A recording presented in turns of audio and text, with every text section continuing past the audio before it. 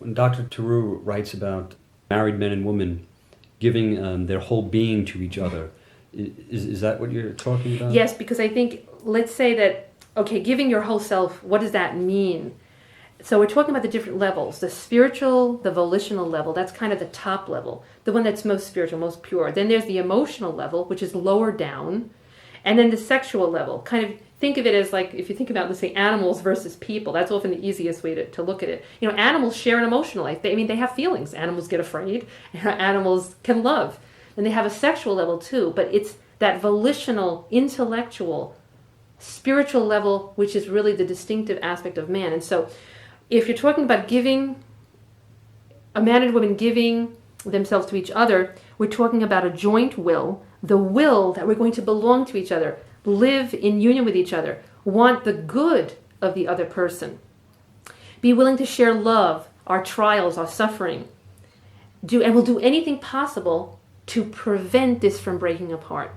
So it's in the will. It's a decision of the will. It's the backbone, you could say, of married love.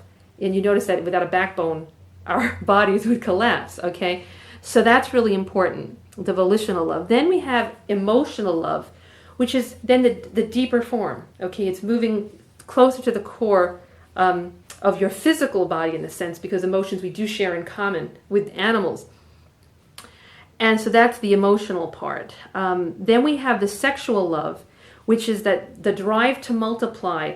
It's an expression of love, but it's a secondary aspect. Notice I don't say sex first, which is what a lot of people believe, or you're taught perhaps in school, kind of a Freudian view, which is that how primary sexual love is in marriage, when actually sexual love is secondary.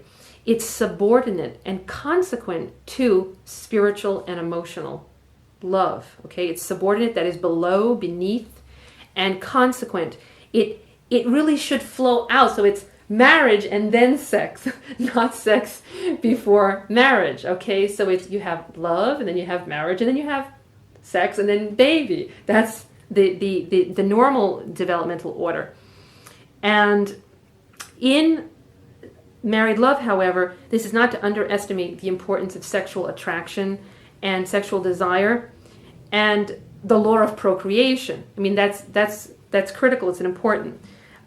It's a natural tendency that people have to want to multiply that which they've shared in love, and that it's a creative kind of thing, that when you love a person, you want something to come out of it. You know, it's like, the Father and the Son engender the Holy Spirit.